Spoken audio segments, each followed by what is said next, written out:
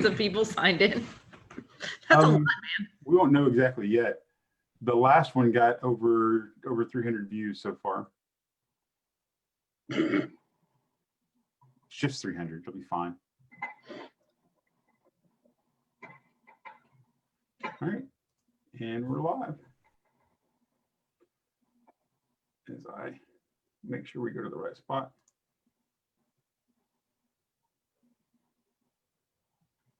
Yep, there we go.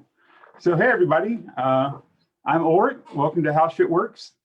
The title of the show is Heirs, apparently. We're here to discuss what happens when you're the heirs of Meridies. From the moment you leave Crown List until the moment you put the big hat on in the middle of your coronation. That's what we'll cover. As I said, I'm one of your hosts, Graf Ulrich. I'm a knight, a pelican, and a royal peer. I'm the hound stag of Hound and Stag, and I have opinions. As always, I'm joined by my partner in crime. My co-host, Sir Eric. Hi, everyone. I'm Sir Eric Martell, Knight of Kittens, bringer of joy. I'm a knight and a territorial baron, and tonight I get the honor of not only welcoming Countess Oda and Count Bart home, but introducing as our guests for tonight's subject matter experts, and they're going to tell you what it's like to be the heirs of the fairest kingdom in the known world. Thank you, Ulrich. Thank you, Eric. For anyone who doesn't know me, I'm Countess Oda. I joined the SCA in 2012, so I guess 9 years ago now, actually through Bart. And we were crowned in Meridies in late 2016 into early 2017. I think Bart won the Spring Crown List that year. And then we more recently moved to Atlantia for 2 years and had a small child. So we've just recently moved back. Excited to be back in Meridies, and thanks for having us on. Hey guys, I'm Bart. She pretty much covered it. I was knighted in 2011 and won crown in 2016. Sorry, I was knighted in 2014. I don't know why I said. I met Oda in 2011. Clearly more important. And I was knighted in 2014 after a year of being a vigilant. I spent a whole lot of time as a young squire on retinues. I spent a lot of time on retinues. Really, really dedicated myself to supporting the royal households of Meridies. I think I've been on a total of 11 now at this point, and I really feel like I made myself a student of how to be a crown. So I'm really excited about having the opportunity to talk about being heirs and what that is about, because I think that is probably the most important step in prepping for being crowned. So that's me. Awesome. So, I get to actually say it now on air. Welcome home. It's really wonderful to have you guys back. So last week we covered what happens the day you win Crown List. I don't know if you guys got a chance to watch the show or not, but if you did, if there's anything that we may have missed or something that you said, I really wish they would have covered that, or something that just really hit you guys strong. If you'd like to cover any of that, now's your chance to show us where we messed up. I don't think anything was messed up or really missing. I think, that day is kind of, there are a lot of similarities in everyone's, just one crown day. But I guess for us, it was pretty standard, except we insisted on being in person for getting all the heirs stuff. I think some people on the show last week were talking about, you get your chancellor or your helper for the day to go do that stuff for you. But we insisted. And I think for us, the moment it felt really real was the moment we had to sign to take financial responsibility for all of that stuff. But I've got to sign something for legal reasons. Right? You're like, I don't know what I'm doing. Just won this tournament thing. Right. But yeah, it was great. We enjoyed it. You guys won a Spring Crown List. When you left the event, how long did it take before it really settled in that you'd won? And what was the first step you started working on when it had settled in?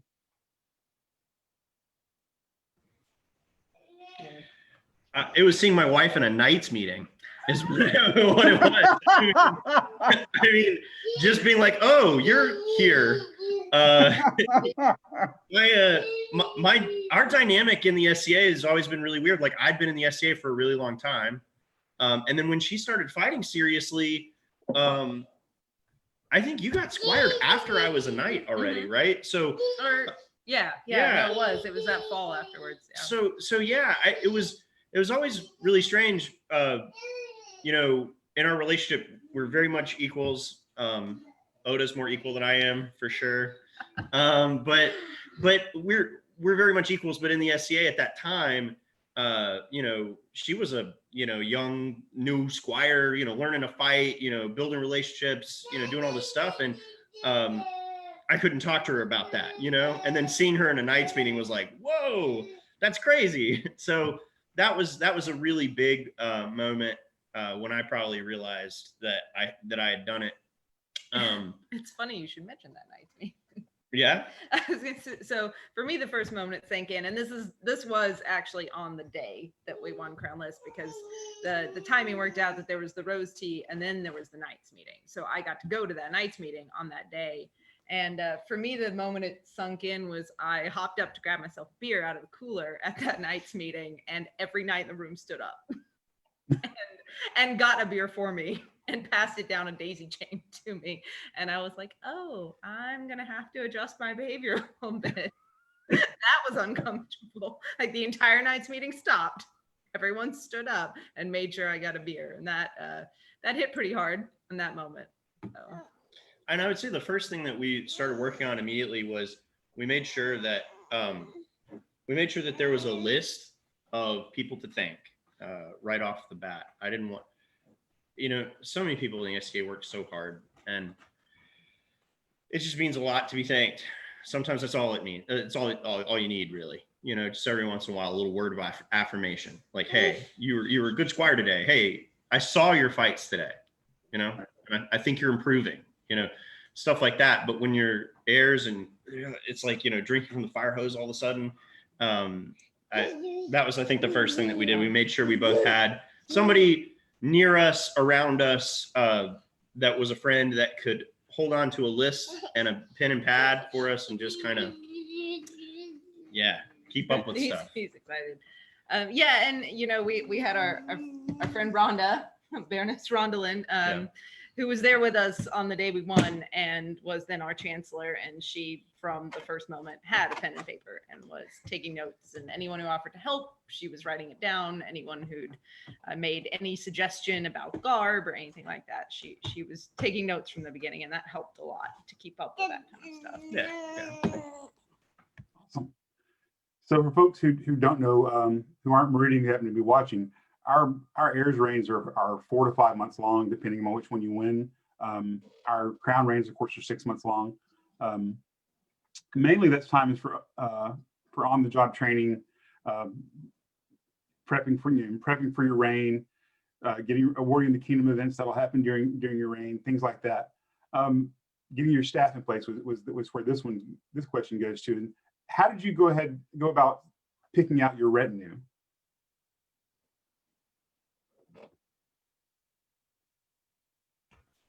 So we actually didn't. We were very focused on winning crown. Is that a fair assessment? Is that a fair statement? Yeah, I mean, we discussed people ahead of time that we wanted help from, but yeah, we hadn't made any strict decisions until after we won. Sorry for the background noise. Perfectly fine. A toddler who wants to be part of the conversation. Yeah, we discussed a couple people, but it wasn't until, you know, that night where we really kind of started figuring things out and started picking names and stuff like that, and really thinking about it. But we also had the benefit of having really great, wonderful households that we were part of that had been through it time and time again. And again, I'd spent a lot of time on retinue. So, you know, at that point, you know, we knew what we needed, and we knew we were going to be, you know, pretty dedicated crowns, we were hoping. And we knew we were going to want to go to a ton of events. We were hoping. So and we so we knew we needed a team. We knew we needed a strong team. So we got, that was actually one of the things we really hit the ground running on. And you know, we chose a fresh face, somebody with not a lot of experience, Rondalyn, Of as course, now our she's like running chancellor. the kingdom. So. Yeah, she's fabulous. She's really well organized, but she didn't have a lot of like SCA on the job training, right? We knew she was capable. So one of our choices for retinue was to have a co-chancellor. So Rhonda did most of the work, but we backstopped her with somebody who'd been chancellor before. And I don't know, Kingdom Seneschal and Crown a couple times. So Duke Thomas helped us be able to make that choice of picking an unseasoned chancellor with a lot of energy, which we both wanted. But we were able to give her a chance because we were going to be able to have somebody on the team with us that could back her up with a depth of experience. And so that was what we decided to get that started with. And then from that point on, I think we pretty much deferred to them as to what needed to be done with retinue. We both kind of, I don't know, I was still pretty bad about micromanaging back then, but we did kind of defer some of the choice. They were certainly a part of the conversation at that point. All right, I know it's Eric's turn, but I want to follow up to it because you said something there. Because you and I are alike in one thing, Bart. We're a bit of a micromanager if we're not careful. Yep. So how were you able to let go of some of that? One thing that Megan and I, Oda and I decided very early on, which I don't know, should we admit this? I think this is kind of a tell-all kind of situation. So What, the who's in charge question? yeah, we really figured out early on that we couldn't both be in charge of packing the royal trailer. And we couldn't both be in charge of running a meeting or stuff like that, because we're both really strong. We're both a little type A personality. Yeah, so yeah. And we also love each other and want to be able to sleep in the same bed at the end of the night. So we came up with a system where we were like, are you in charge or am I? And we kind of divvied up responsibilities like that. And I think that's one way we tried not to micromanage each other. And so, you know, we chose different groups and different peerages that we were going to focus on. And then the other person was going to defer to their decisions about that. And for example, I think a safe one to say was I was going to help run the reigns responsibilities for the knights. I was going to answer the questions and make decisions along those lines. And Oda was going to kind of keep that at arm's length because she was a squire before we won Crown, and she was going to be a squire after. So she wanted to keep some distance there, and I think that worked out really well. And then the other thing was Rondalyn really helped me learn not to be a micromanager. I'm a manager in real life, and I rely on my employees not to be quote unquote yes men, you know, or whatever. And Rondalyn absolutely was not a yes man, right? She was just like, she was like, nope, you're making a mistake, don't do that. And I really quickly learned, and it's part of why she was the right choice for that job, was that I wasn't allowed to micromanage. I wasn't allowed to micromanage court. I wasn't allowed to micromanage anything. She's going to kick me out of the room. And it's really hard to be mad at her about that when she's like also like realizing you're behind on your laundry and doing it for you, because she's like, no, you are out of you're overwhelmed. So I'm just, in case you guys can't tell, I'm really deeply appreciative of Rhonda. She That's was an awesome answer. amazing, and it made for some like we spent a lot of hours together Yeah. during reign. I think that's another thing, you know, when you're picking your chancellor and your staff, you want it to be someone who's going to tell you things straight and not just kiss your butt. And you also want someone that you're willing to spend a lot of time with, because you will. It becomes an all-week job. So yeah. But having a good team is very, very important. And one thing I wanted to add to what Bart was saying earlier. James, buddy, James is it's not gonna be all right. really, he's like, I have got to join in this conversation. One thing I wanted to add to what Bart was saying earlier is that, what were you saying? and now About James is micromanagement, like to divvying tell me. up responsibilities, Rondalyn. We were talking about picking our team really early on. Spending a lot of Come back time. to me. I'm sorry. We'll come back. It's I had fine. a baby and like brain cells just started falling out of my head. No worries. No, it's all good. You made another person. So how did the two of you decide what events you wanted to go to the Airs? Was that a couple decision, or did you assign that to one of you like you were talking about earlier? We looked at the calendar, and on events where there were 2 events on a weekend, we decided we divided and conquered a lot. Actually, we split up. Adamar was the crown before us, Adamar and Elena, and they had a few events when we were heirs that they needed to go to. One thing that Adamar and we were both really passionate about was we had both kind of traveled the length and depth of the kingdom and length and breadth of the kingdom. And we had ascertained that the people on the outskirts of the kingdom really loved visits. And sometimes Adamar couldn't make it down to the far south or to the far east or wherever. And so while we were heirs, he gave us a really great chance to run royal courts for him and give awards. And so we ran an Iron Mountain court. We ran, I think, a dagger, I think it may have been an Osprey court. I think we went to, no, it was Arabian Nights. That was, yeah. Yeah. But we ran a couple of courts, and we did I did a couple. a midsummer court, I think. Yeah. Oh, goodness. So sorry. It's Yeah. fine. I'm cracking up. You set him down over here. She picks him up over here. He's just really offended that we're talking to people that aren't him. So yeah, we worked with our crown and said, hey, like, what do you need us to do? And we use those as opportunities to develop ourselves for the big show. And Adamar was very gracious about that, and so we had a good opportunity. So that's one of the things that we used to decide where to go. And all told, I think we probably went to 49 events between the two of us. So I think we pretty much just looked at the calendar, and we needed a really, really strong excuse to not be on the road that weekend. Yeah, We treated it like a job. Yeah. And that was something we kind of decided before winning crown, that we wanted to, if we were going to do it, we wanted to do it, as much as we could. So even as heirs, we tried to get to as many events as we could. And that did give us an opportunity to do some courts. I got to do a court at Midsummer, I think. I believe Ulrich was there by myself as princess, which was definitely a little scary.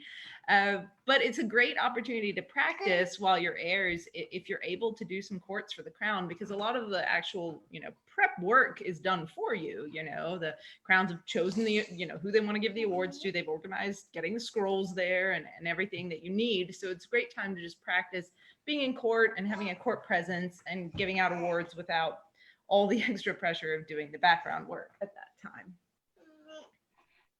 Awesome.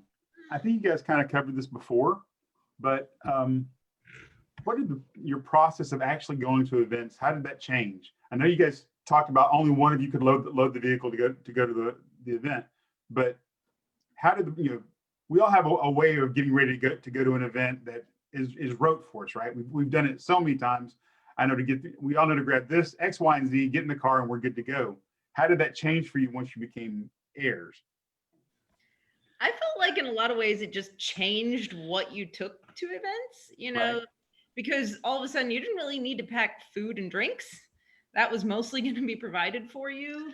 A lot of times you didn't need to pack a tent. Most places, if there are cabins, the royals have a cabin. So it became just having to do a complete switch of what you had to plan to take to the event. All of a sudden it was all the regalia and your clothes were more important than did you have food and beer for the weekend. I had a long commute, so I had absolutely nothing to do with it. I would parachute in, hop in the car, and Rhonda and Oda had already set everything up and ready for it. But I became the trailer packing czar. I was the one who stood by the trailer and was like, put this there, put this there. I will say this. This is a pro tip for all of you out there that are thinking about doing it again or would hope to do it someday. If you have a vehicle that's capable of hauling a trailer, the kingdom provides a trailer for you. You should definitely consider keeping the trailer packed and taking the trailer to every event.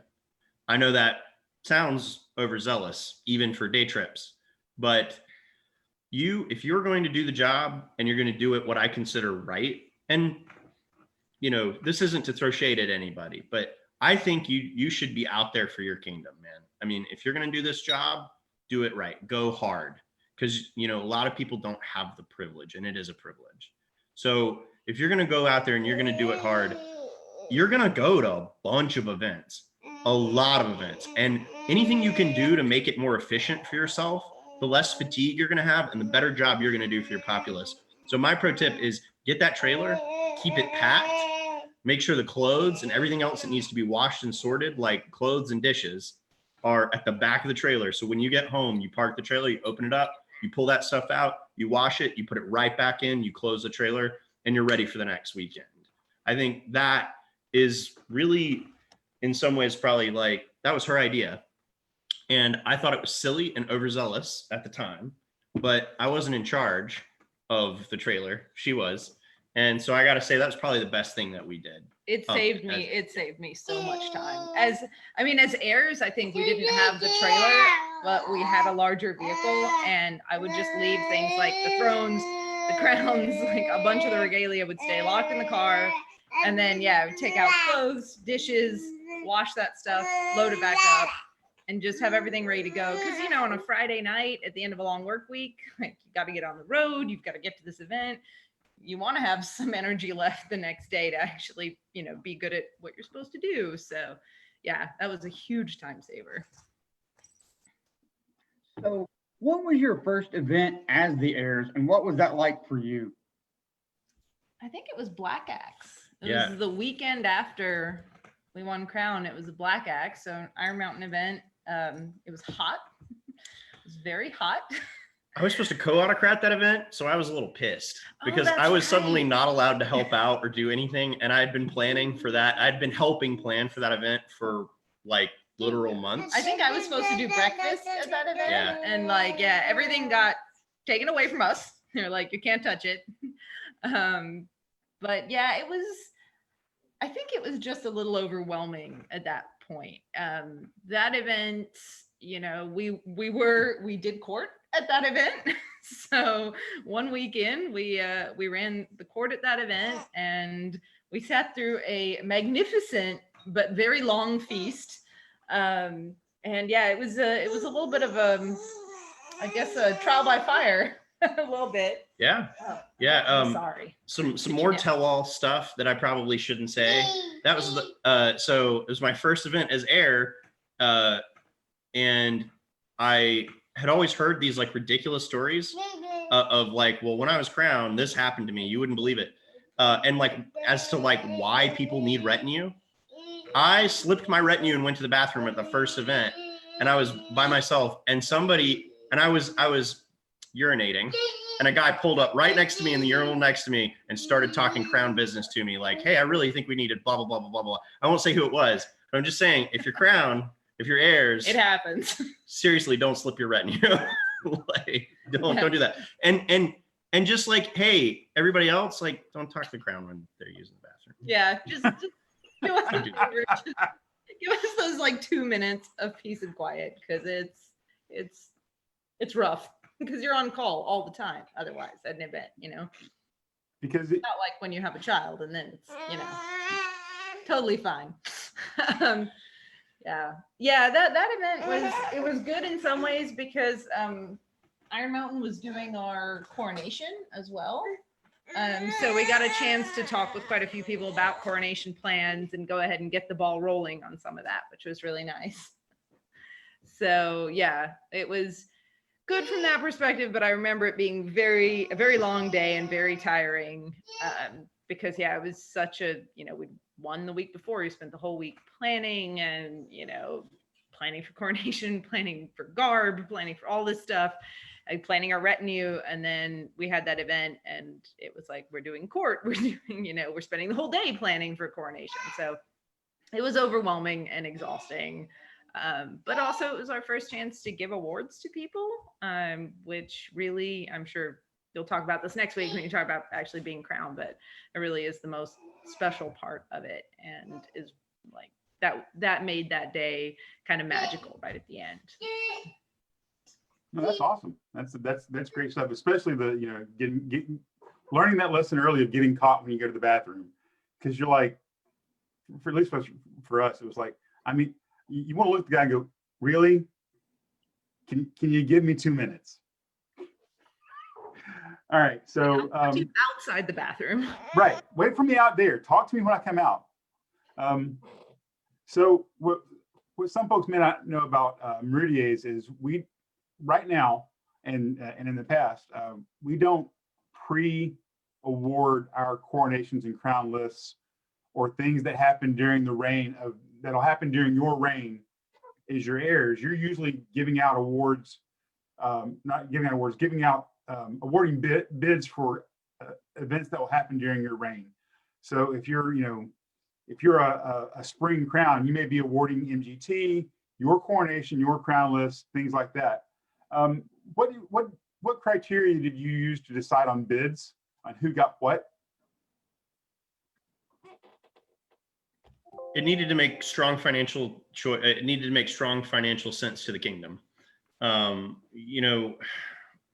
crowns and heirs, your one of your jobs is to make sure that the kingdom's in a better place than you found it, fiscally speaking. And so, if you there's probably a temptation there to award bids that may not be as financially viable because, oh, it's a cool site, or, oh, I bet that event would be really cool there. But our criteria for that was really kind of strongly based in making dollars and cents for the kingdom.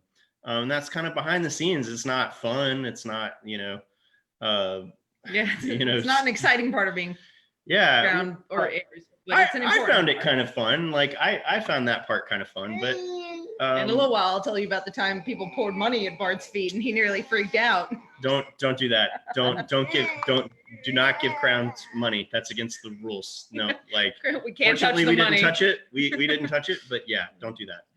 I can be a witness. Oh, shoot. But yeah, So as a quick follow-up, did the location of the bids come in, the location of the groups hosting the bids, did that come into it? Yeah, absolutely. yeah. If there are competing bids, we tried really hard to make sure that the bids were spread out throughout the kingdom, and that our predecessor had done a really good job of putting bids out to the far reaches of the kingdom, and so we didn't have to worry about like, hey, this group hasn't had a kingdom event in a really long time. So we got to pick based on some other criteria. But the other thing about I just want to kind of hit on that kingdom level events. A lot of times people, particularly in the populace, I'll see them say something on Facebook, or way back in the day they said on Tavern Yard on email and stuff. They'd complain about the locations of some of these kingdom level events, and I got a pretty simple answer to that. A lot of times the crown only gets one bid. So, sometimes you got to choose no what, choice. you got to choose what you've been given. And if you really would like to see a kingdom level event near you, put in a bid. Awesome. One of the things people from outside of Meridies may not know is that we kind of do a lot of shtick with our coronations and decoronations that other kingdoms might not be used to. Did you have an idea of what you wanted to do as your coronation and maybe your decoronation? And if not, when did you decide? So our coronation. That was me. That was Bart. So I was in charge of coronation. Yeah, Bart was in charge of coronation. Bart told me that he had this friend, Linnea, who was an incredible bard and a great writer. And he had asked her to write us a coronation. And I said, okay, cool. When will this happen? And he said, I don't know. She's waiting for the muse to strike. And but that being said, she wrote us a really incredible coronation ceremony that I think was done several months before our actual coronation. So we had lots of time to plan. And yeah, that was kind of Bart's brainchild for that. Well, and Linnea deserves all the credit for that. And she had several contributors. But the really cool thing is what's left over after our coronation is there's a performance piece of, an epic poem. And it talks about period conflict at the time that was very real between Rome and tribes around Rome's periphery. And, there's the fictional aspect of it, being a Roman cavalry officer, me, falling for a barbarian princess, the beautiful Oda. And that was fun, but it was, I don't know, that as coronation and decoronation is an opportunity for you to engage in theater and really entertain your populace and take really good care of them and give them, bang for their buck. They've come to this event and they want to be entertained. And so, yeah, I think for our coronation, it was important that we both took it seriously, that it was a very serious ceremony and, but we also wanted it to be, theater and entertaining and an opportunity for some really incredible period artwork in its own way. And so, the garb, which was headed up by Foxglove House and Countess Gwen, and then the piece that was written by Linnea was really beautiful. So that was neat for us, and it allowed us to be both serious and also have this sort of theatrical approach to coronation. And then decoronation, we just wanted to be silly. At that point, we just wanted to have a good time, let everyone be silly, and then and you were in charge of that. and then move on. And I was in charge of that. I'm a little proud of that one. For anyone who doesn't know, we did a Harry Potter themed step down, and there's a YouTube video out there. I think Jessica Osprey posted one of the better versions of the YouTube video. There's a few. I remember sitting in my office and Oda like hesitantly came up to me and she was like, "Hey, honey, I've decided what I want to do for decoronation." And I was like, "Okay, cool. Yeah, why are you so hesitant?" And she's like, "You're gonna have to be Harry Potter again." And I was just like, Because he's always Harry Potter. "Okay, all right, let's do it." But no, it was a good time. It was silly. A bunch of friends joined us, and I like that about Meridies because it's at the end of a rain. You're tired. You've been working your butt off, especially the winter rain. You have Gulf Wars right before decoronation. So I mean, we were still exhausted from Gulf Wars, so it's kind of nice to do a silly step down. It's a good way to sort of blow off steam, let go of the stress of doing a rain, and just have a good time, and then be done, and then go to the bathroom by yourself. Excellent. It's a big thing. So we've actually kind of answered part of the next question in your answer to this past one. Right quick, I do want to say there's some questions showing up in the live feed. Don't worry, we're not skipping them for the populace who are writing them. We're not skipping them. Graf and Katerina is writing them down and will hand them to me at the end of the show, and we'll cover those then. But I'm going to go ahead and ask this question, even though, like I said, you've kind of already answered it. Did you know the type of decoronation that their majesties were going to do, and did that impact what you were going to do? A lot of times, if in Meridies, for those of you who don't know, in Meridies, we generally kill off our crowns. No one usually just steps down off the throne and waltzes away into the sunlight, and someone else comes in and just takes up the throne. Usually, we go off on crusade, or we're killed, or we go back to Hogwarts, or whatever the case may be. But it's either serious or silly, and a lot of times the heirs who are coming in do the opposite. If it's a serious step down, a lot of times the heirs will do a silly step up, or vice versa. Did that impact y'all at all? I think you kind of answered it, but I wanted to cover it. It didn't really for us. Yeah. We kind of did our own thing. Yeah, we knew what they were doing. I think he's checking on the baby. Sure. A baby gate was left open. Oh dear. Fine, it's all good. Not anywhere he can get in trouble.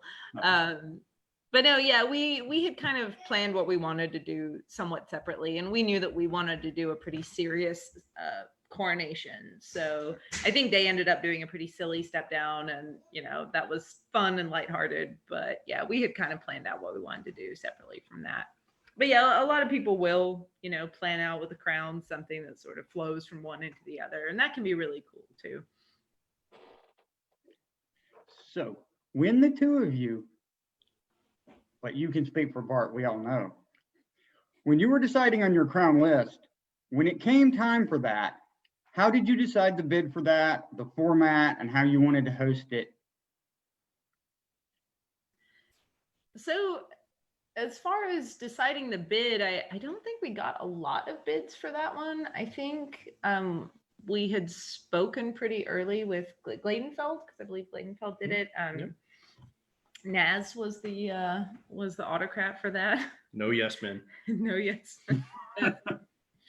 That was an interesting event. But yeah, we had kind of spoken with them ahead of time and knew that they were putting in a bid, and so we kind of worked with them on that. And they were doing it at that really beautiful site up in Tennessee. You'll have to be more specific. I'm drawing a blank on the name. I know there's several beautiful sites up there. But as far as the format goes for the crown list, I really like a double elimination. So does Oda. And I guess we're a bit of tourney purists in that. Yeah, Meridian tourney purists in that regard. and we love to watch fighting, and so we did double elimination, best 2 out of 3. Get lots of fighting in, kind of thing.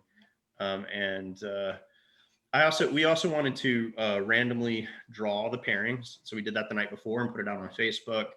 And that was kind of fun. It was a little bit of drama, a little bit of, all the artful fighters drama. gathered, everyone, And that was cool. And then we also wanted the bracket published after it was over, so that people could see how it worked and make sure that, there was some authenticity in how it was, drawn up and run and all that stuff, and people could, follow it and learn more about how tourneys worked and stuff. Because really, I don't know if this is really debatable, but the tourney is the crown tourney should be the beating heart of a kingdom.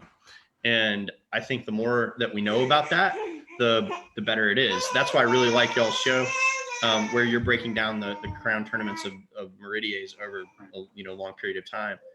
Because for people who don't like to watch fighting, y'all are really breaking it down and making it more accessible for folks. So I'd highly encourage anybody watching this show, even if you're not a fighter and you think you might not have an interest, you should check it out, because it's kind of interesting to get that angle, I think. Certainly. Thanks. That's Saturday at 6 p.m. So again, you kind of answered this question earlier. You had some events where where their crown, you'll let you hold court for them, apparently very early on, like your very first event. So did you do anything special to get ready to deal with that? Did you practice the oath of fealty? For those folks who don't know, we have a set oath of fealty in Meridies that we always use in court.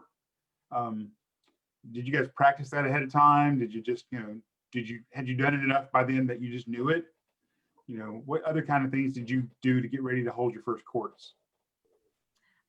I definitely practiced a lot. I was not a natural public speaker. Being heirs and being crowned certainly helped me with that, actually. Helped me a lot in my mundane life as well. But yeah, I certainly practiced the oath of fealty many times. Driving to events, I think I just repeated it to myself for a couple of hours at one point. And then, yeah, to get ready to do courts, as I said earlier, at that point, we're not really having to do a whole lot of the planning ahead of time necessarily. But what Adamar and Elena had done is they would create like little notes on each of the people receiving the awards. And because I hadn't been in the SCA as long as Bart had, I didn't know everyone as well. So I would also kind of review those notes and make sure I was able to speak specifically to that person and the award that they were getting for each one. So I also, would do a quick brush up on what award they were getting, exactly what it was designed for, things like that. And that let us speak more personally to each person. Yeah. Yeah, you got it. I don't have anything. That's it. Sorry. Yeah. I just jumped on that one. So as you're getting closer to stepping up, what did you have to do to get ready for your coronation? I remember, other than planning the theater part of it, there was a lot of planning the regalia stuff that I think, we had to go through, exactly what regalia we wanted. We had to figure out if the crown had it or if it was in storage. We had to work out the trailer. Like, I remember there being a lot of that stuff that was a lot of hard work and hours on my part. You were doing a lot of the theatrical planning stuff. Yeah. And we also had we had a project kind of dropped on us, so to speak. We could have chosen not to do it, but we were asked by the fencing community to look into making a new award order for rapier, and because there was the Legion of the Bear for heavy melee fighting, and there was some exploration going on with doing the same thing for rapier, and we were talking to the mods about it, and it's not like it was confidential or secret or anything. But it kind of evolved over time into what eventually became the Stallion's Blood. And there's a lot of work that goes into making a new award. And so we were asked to do that. So we were also, in addition to doing that, we were trying to have that ready by the time we were stepping up. And it went back and forth so much that it ate up a bunch of our time, but we actually didn't get to roll it out at coronation at all. It was months later when we actually announced it. They also bring up something a little sadder. In the week leading up to our coronation, Jochi passed away, and that was really hard on the whole kingdom because he was a very, very beloved man. And we had, I think, the week after coronation was Gadelot too, which was down his home group, and he was so beloved there, and it just that added an extra layer of sadness to everything. We were trying to figure out how to properly honor his memory at the events we were going to, and so yeah, that's the kind of thing that as Crown you don't ever want to have to deal with. But if it does happen, you kind of, people somewhat look to you to honor that person correctly, and that can be an added challenge. And I know that was tough coming into coronation. I imagine. I can only imagine. So that's the last of our pre-designed questions. Before we go into the populist questions, is there anything else you want to cover, like a story about throwing money at Bart's feet? Oh yeah. So I think this was while we were heirs. We were down at, was it Arabian Nights or? It was Daggers and Hemlock. Daggers and Daggers Hemlock. and That's Hemlock. what it was. That's what it was. Yes. And they did a great fundraiser involving Viking raiding, I believe. Yeah. And That's great. and there were coins, they're like, the winner got coins. And at the end, someone came up and poured all the coins out at her feet and said, "This is for your travel fund," which was wonderful and generous. And Bart was like, "We can't touch the money. Well, what do we do? We can't touch the money." The rules say that actually, like an exchequer needs to take that money within a certain period of time. Yeah, and so luckily we had Rhonda with us, who was amazing, and we were like, "Rhonda, could you grab the money? I feel really bad making you pick money up off the floor, but could you please grab the money?" And so she gathered it up. And what you have to do in that situation is you have to have someone collect it, make a note of it, record it, and then pass it on to the exchequer to go to the travel fund. To any exchequer, actually, within a certain amount of time. The financial policy back then was a little different than it is now. I think it's been updated since then. So don't base your decision making off our experience, but yeah, it's funny. People love to give gifts to the crown, and that's great and everything, but you cannot give monetary gifts to the crown. Okay, so y'all be careful about that. I did finally remember what I was thinking of earlier. Bart was talking about being on a lot of retinues and that helping prepare him for crown. I did not have that opportunity as much, but it's certainly James. it's certainly something I would recommend to anyone who's able to get out and do as many retinues as you can, because not only does it help you see behind the scenes a little bit, it also helps you gather, friends who might be in turn be willing to help you, who have that experience already, because said a lot of our team was former Crowns who knew what to do and knew what you needed, and that was such a huge help. Absolutely. Rhonda points out in the chat that it was $75 and $1 coins. It wasn't. She had to pick them all. I think people helped. But yeah, sure. that was a wonderful gift. But yeah, it was just made for a funny moment where you're like, you remember that fiscal responsibility part of Right. being a royal, and you're like, oh, I can't do that.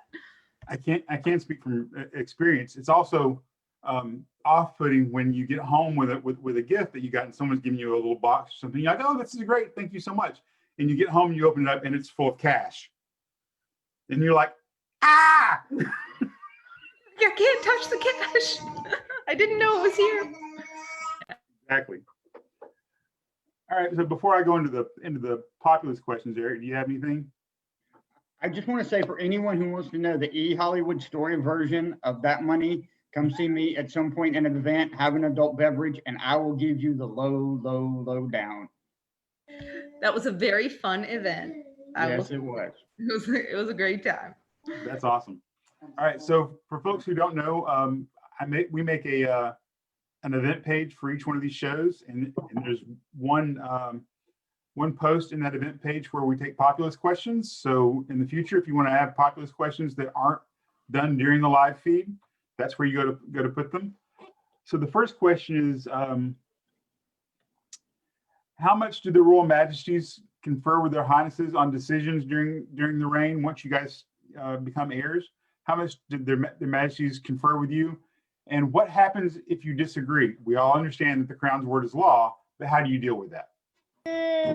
That's a great question. So typically, when you're crowned, what you decide goes, right? But there are some decisions that you're making that have long-reaching impacts. And so in our experience, you talk kingdom law changes over, because you don't want to make a kingdom law change that's going to get changed right back. And so you talk those over. Ultimately, the Crown gets to decide what they want to do there. But a good, healthy working relationship between heir and Crown is really important. And so there should be a lot of conversation about that type of thing. We were very lucky to have super awesome lanes of communication open with Adhemar when we were heirs, and our heirs, Bryce and Rhiannon. And so we talked all that stuff over. So, Crown law, kingdom law, that kind of thing defers to the Crown. When you're making decisions about events that happen during your reign, the heirs get their way, 99.9% of the time. And then there are some other things, like one thing that not a lot of people think about, peerages, right? Someone being announced for peerage and getting a writ. Well, ultimately the Crown decides who gets elevated. And there are people that we as Crown would really not feel comfortable elevating, maybe, that maybe our predecessors would. And so one of the things that could be a potential point of conflict that you need to discuss as Crown and heirs is, well, yeah, the Crown can make whoever they want, but if the candidate doesn't want to be elevated during their reign, then that's something that has to be deferred to the heirs. And so that's one of the reasons why it's very important that the heirs be at all the peerage meetings, because people are being discussed that might get elevated in their reign, right? So that's a great question. And one of those things that just really kind of has a lot of nuance behind it. And there's a lot of pressure running a kingdom. And so by the time you're on your 5th month of being crowned, it's really easy to get crispy and tired. And so my advice to future heirs out there is that you just be patient with your crown. The people that are going ahead of you, you know, you don't always know what they're going through. And then the last part, the behind the veil kind of stuff, the tough stuff, the punishment stuff, the people being exiled are indeed all that stuff. You know, it's not fun to talk about, but it's part of the job. And those kinds of decisions need to be made by the Crown. And occasionally when you get close to changeover within 2 to 3 weeks, maybe more, maybe less, depending on the Crown can defer that decision making down to the heirs. And because the heirs will likely be the ones making that announcement. But that's something you want to work hand in hand with your Kingdom Seneschal with. And, you know, just like your Chamberlain or your, you know, head of retinue or your chancellor is super important. Having a good relationship with that person is super important on the game side. On the business side of things, you want to have a really great relationship with your seneschal and your board ombudsman, because those are the people that you're going to be talking.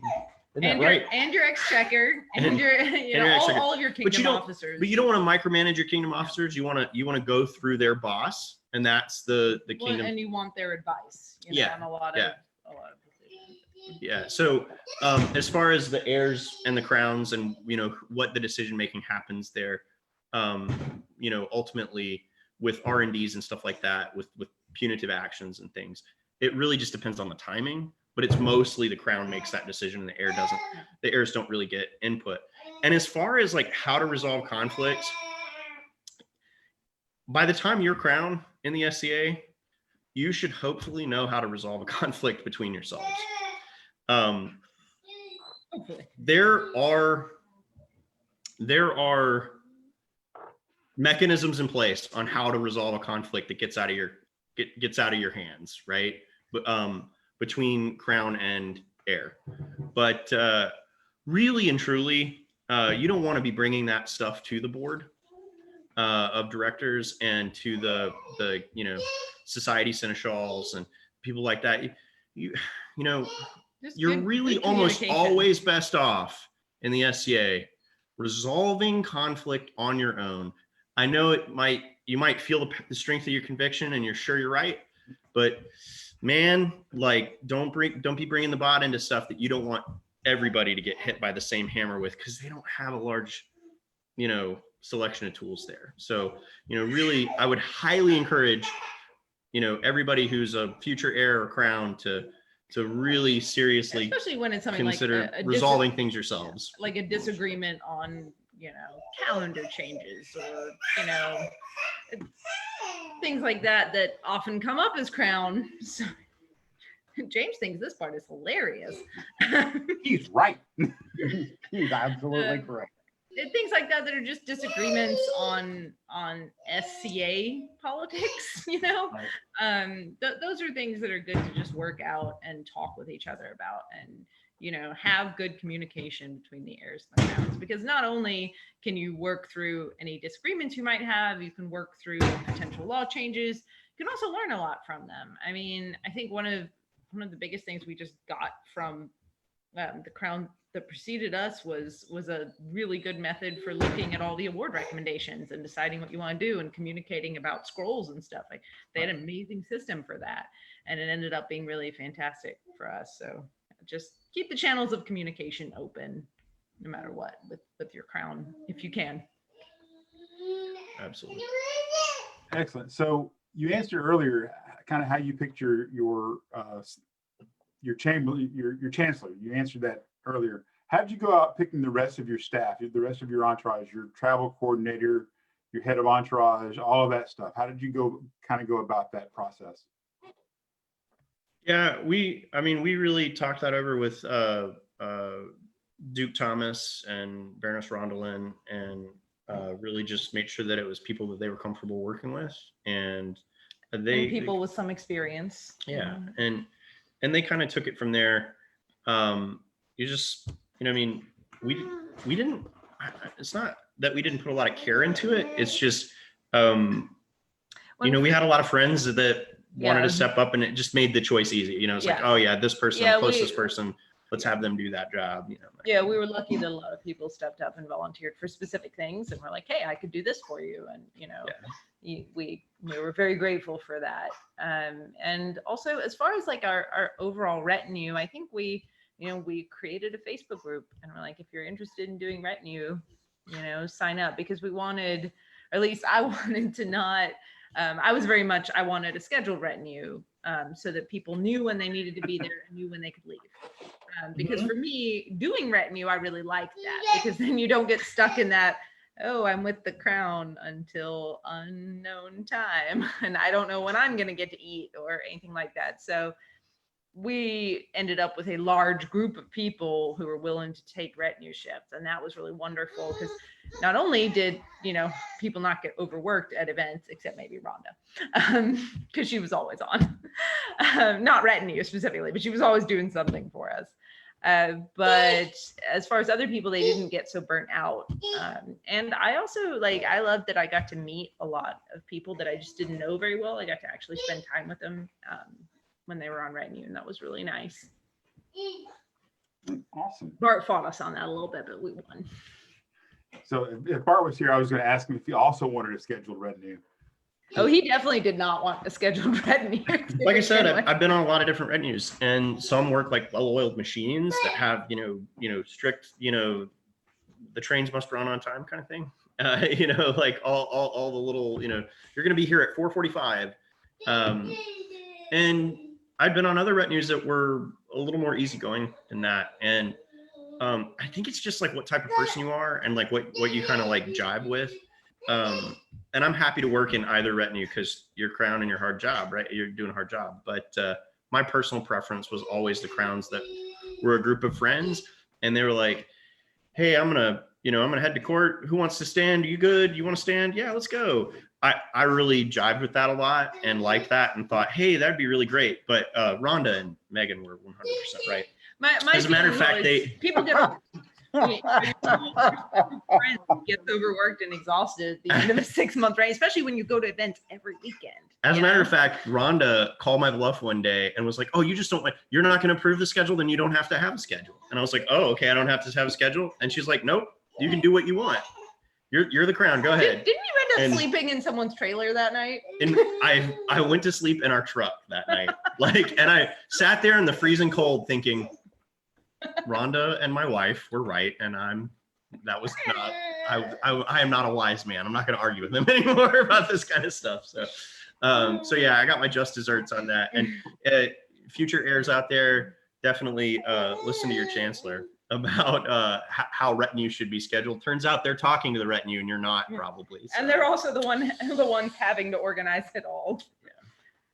Sorry, I forgot. I've been reminded that I'm supposed to wear my horns when I ask questions, populous questions. No worries. I think you broke Eric on that one, by the way. That was great. All right, so the last populous question is, what was the most fun thing about being heirs? Can you say that again, James? What was the most fun thing about being heirs? The most fun thing? The slip and slide, the royal slip and slide, probably. Oh, do tell. Wait, when was the royal slip? I'm kidding. What? That's about to be like, did I miss out on this? No, I'm just playing. What was the most fun? I mean, it was being able to give awards as heirs was pretty cool, but that definitely carries over. I think the most fun was just that Daggers and Hemlock. I don't know. Lily's was pretty fun too. Lily's was really great as heirs. We were at a war that was not a main war for our kingdom, and we were heirs, so we had a few responsibilities, but mostly we just got to have a great time with our friends and enjoy a few of the perks without the work. And that, I would say, that's really the good thing about being heirs. You get to practice and you get to learn. You also get to enjoy the perks of being royal without the negatives and the really hard parts. And that's, if you do win crown and become heirs, that's you got him. He tried to crawl under a chair. But I would say that's really the part about being heirs that's fantastic. You get to enjoy the good stuff without having to be responsible for the tough stuff yet. So yeah, if you win crown, enjoy that time. Oh, plan for stuff, prepare, but don't overdo it, because once you step up, it gets tough. So newsflash, Lily's is fun. I'll give the stick Lily's jock. is fun. I'll give the stick jock answer. The most fun I had as airs was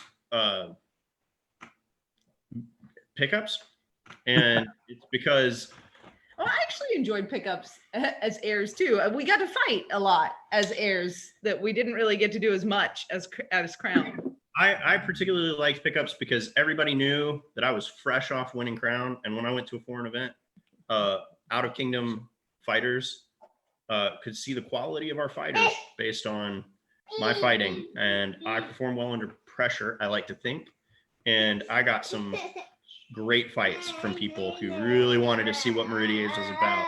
And that's another responsibility, maybe, I don't know, not everybody thinks about. When you win crown, your level of prowess is representative of what it takes to win a crown in your kingdom, and people will test that. And whether or not you're up to the challenge, or whether or not you have fun with that, I don't know, but I loved it. I had a blast with it because I got some incredible fights out of every imaginable skill level, and type of person. I had squires coming up wanting instruction from all over, and had out of kingdom dukes wanting to find out what's Meridians turning out these days in their young counts or whatever. And so that was cool, and that was a lot of fun. That was probably the most fun I had as airs, for sure. It really does change the level of pickup that you get too. Yeah. Yeah. If you're used to just going out and having a fun time and throwing a couple of bread and butter shots, no, that doesn't cut it anymore. Yeah. All right, so we're actually doing great on time. We actually hit 7 o'clock at the end of Populous Questions, which is where kind of we want to be. Are you guys good with staying for? We have 3 more live feed questions. You guys good with that?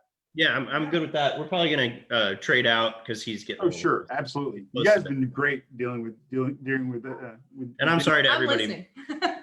I'm sorry to everybody that about the fussy baby, but it's getting close to bedtime. Sure. I gotta- So He's a little happier. a quick apology to the audience.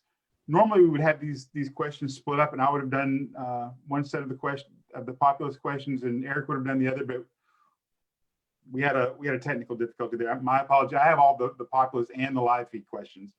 You don't mind, do you, Eric? No, not at all. All right. So the first one is,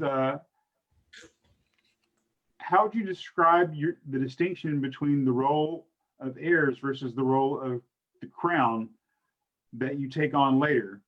What is similar and what is different? Can you say that again? The difference in your responsibility levels between the heirs and crown. So mainly the difference in the things you have to do as heirs versus the thing you had to do later as crown. I think the biggest similarity is that you're kind of a master of ceremonies, which we've talked about with being crowned. That kind of starts as heirs. People are watching you. People are looking to you to be a good example. People want you to be, a bringer of joy in the SCA and kind of a shepherd of the game. So even as heirs, you want to be gracious. You want to be able to, give awards. You want to be able to give recognition to people. And that's really something I think that very much starts as heirs and then carries over to being crowned. Do you have anything to add? No, that was a good answer. What's gonna- I Right, so you guys, I always kind of brought it in as you're still always on. You're still always on the show, but as crown, you have to make decisions as the heirs. Most of the decisions are made for you as far as what's going on with the kingdom. Yeah. All right. So Meridians has several different crowns, several different hats that we can wear. We have the super low profile heirs hats. We have the Meritier's crowns. Which of the hats that were available to you did you like best? Which ones did you like least? And what was it about it that made you decide? Was it looks or was it comfort? Well, so for the heirs crowns or the heirs cornets, I guess, my favorite was the Brandon Smythe ones. I think those are what they're called, Brandon Smythe. The really low profile ones. Right. Um, The adjustable ones. yeah. I don't know. There's just something to me. I just don't. I'm not a clothes horse. I don't need the fanciest stuff. I'm not, well, okay. So, I really just like the accessory. I'm sorry. I had a. I don't know. I didn't know I didn't know I had a reputation as being Mr. Clothes, but You like your nice stuff. okay. Well, I'm learning things about myself. But I'm just saying, I think you're more into clothes than I am. oh, well, that's not hard to do. Yeah, fair. But yeah, I really like the Brandon Smythe ones as heirs, because I can go back and look 20, 30 years, back in time and see my friends and the crowns that I served and the people I adore and look up to who were wearing those hats. And to me, that was super cool. So those were my favorite heirs hats. And then for the actual crowns, my favorite were the ones that Max made. I guess they're the gold ones with the precious stones in them. The night we had worn almost exclusively early period stuff until Magna Fair, I think it was. And we decided for whatever reason to wear 14th century. I think somebody was being elevated. Somebody was being elevated and it was 14th century stuff. It was Corbin. And we wanted to be as matchy as possible with the time period. And so we wore the Max crowns. And that night, that Friday night, my wife went into the bathroom to get ready. She was in her mundane clothes and she went into the bathroom and 30 minutes or so passed. And she came out and was wearing her coat hardy and this beautiful hood that Rick Ricker had made her, and the crown that I had seen all of my wonderful, hardworking, loving friends who had steered the kingdom through thick and through thin. And she was wearing that crown on her head. And I cried. I mean, it was the SCA is kind of like my religion in a lot of ways. It's my personal touchstone. It helps keep me, I said, in a lot of ways, it keeps me on the straight and narrow. It reminds me to be a good person. And that was a really spiritual experience for me to see my wife wearing a crown, because, that was beautiful. And so I just, though, I know that's kind of a weirdly sappy answer to that question, but that's a great answer. Those are my favorite hats, and that's why. And yeah. Same. What? Same answer. Yeah. I mean, those were the ones we really enjoyed wearing. I also really like the Byzantine crowns that we wore for our coronation. I just think they're beautiful and kind of unique. Not the most comfortable things in the world, but really, really awesome looking. And I remember Morden and Emmeline wore them a lot during their reign, and I thought they looked just amazing and very elegant. So those are another pair that I really like. And you could kill a man. You could kill a man with just take it off. And pro tip: if you're going to wear the Byzantine crowns, wear a hat underneath them. Oh yeah. We ended up having hats specially made for them. I bet. With them. All right. So we're also asked, could you mention the process of choosing what you wanted out of the regalia trailer, and why you chose what you chose? For crown or for heirs? No, I guarantee that's Rhonda trolling us. Maybe. Was it how did you decide what say that again? Could you mention the process of choosing what you wanted out of the trailer and why you chose what you chose? on the off chance that Rhonda wasn't trolling us with that, if I assume correctly, that was Rhonda. We, I don't get who asked the questions. I just get the questions. how did you decide what went into and came out of the trailer? What when we were loading and unloading? It depended on how mad at Rhonda we were. That's our answer, and we're sticking to it. Wait, are you talking about when we got regalia?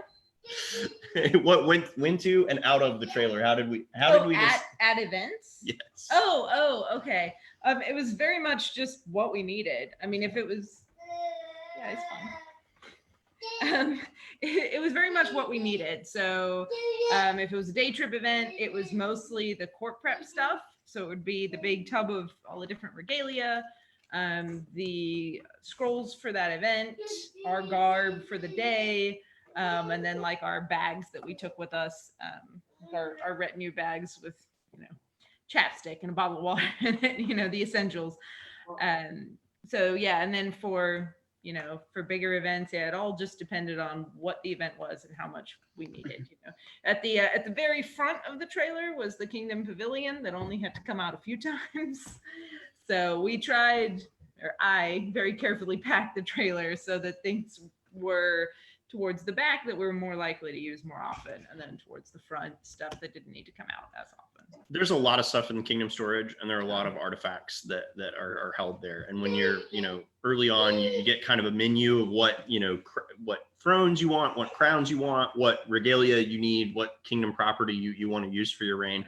And what we did was we went with the lightest, most durable stuff that we could find, because we knew we were, financially responsible for it. And neither of us are the world's most careful people. And we wanted to be good stewards of the kingdom's resources. Yeah.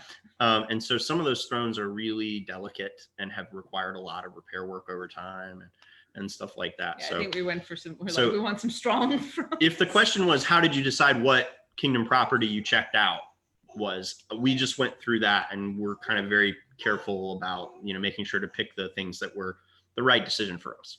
Yeah, and we tried not to overdo it. Like we tried to go fairly lean on that because we knew we were going to be going to a lot of events, and so we tried to be like, okay, what do we actually need for our reign and for this, the few specific things that we wanted to do.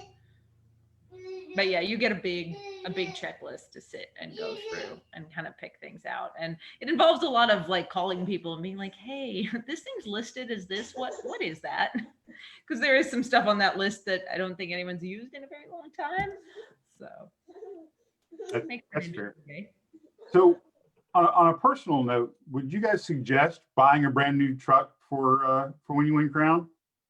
Only if you told your wife that you would. If you won Crown, yeah, when you were up late one night talking mad trash, yes, I would suggest doing that. What about a Corvette? That was a pre-decided arrangement. Not for everybody, but if you're able to get a vehicle that can tow a trailer, then or have one, then it's a good idea. But not if you're not able to.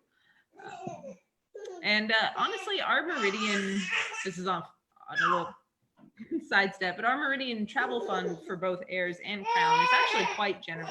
And if you're thinking about fighting in Crown and you're worried about that aspect of it, about being able to do it as much as you want, that there really is a generous travel fund that can get you pretty much everywhere you want to go.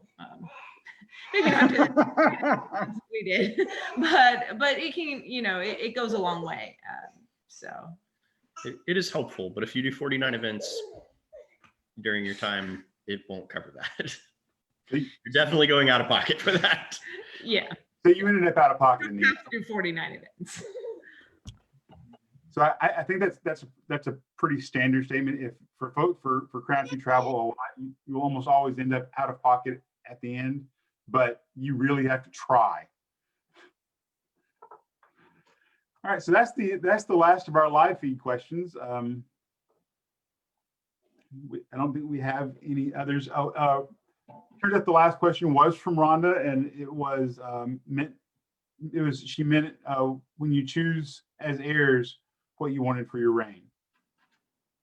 So you answered that. I think you covered it. Okay. So she wasn't trolling us. She wasn't trolling us. No, she was. Someone got there first. tired of I think James is tired of letting his mom and dad be on loan to the kingdom tonight. So I think we are going to have to go. We love y'all and we miss y'all and we're super glad to be home. Looking forward to actually having events again. I'd like Come to- on, summer, fall, sometime soon. We'd like to thank you guys for being our guests. We'd also like to thank her ladyship, Jessica Osprey, for doing the graphics for us. Graphing Katerina for keeping us on time and doing all the live feed questions. And more importantly, everyone, all you guys for tuning in and watching. Make sure you join us next week for the Big Hat episode. What happens when you win crown from the moment you put the hat on, the moment you take the hat off, with our special guests, the Ginger Minutes themselves, their Graces, Rhiannon and Bryce. That will be it won't be a live stream. We have to tape that one ahead of time because His Grace Bryce has some work travel he has to go on, but it still will air at the same time. So if you're watching live and you'd like to join us after the show for a chat or to hang out for a bit, then watch the Hound and Stag main page. We're going to take a little break. Then about 5 minutes after the show goes off the air, Graphing Katerina will post a link to the Zoom and we'll hang out and chat for about a half an hour. Finally, if you're watching this on the replay on YouTube, don't forget to subscribe and like down in this corner. And if you're watching on Facebook, don't forget to like the page up here in this corner so that we can get more people and get more views. All right. Good night, everybody. Thanks again for coming. Thank you guys. Good night.